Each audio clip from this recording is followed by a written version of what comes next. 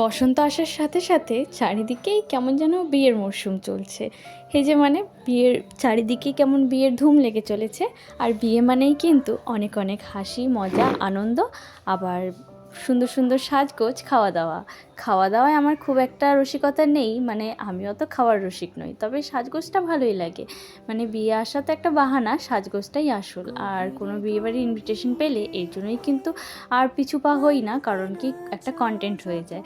তো আজকে যেটা ড্রেসটা পরবো, প্রথমেই ওড়নাটা দেখিয়ে দিয়েছিলাম, তো তোমরা হয়তো বুঝতেই পেরেছো আজকে আর কোনো শাড়ি ঠাড়ি পরবো না, আজকে পরবো একটা থ্রি পিস সেট।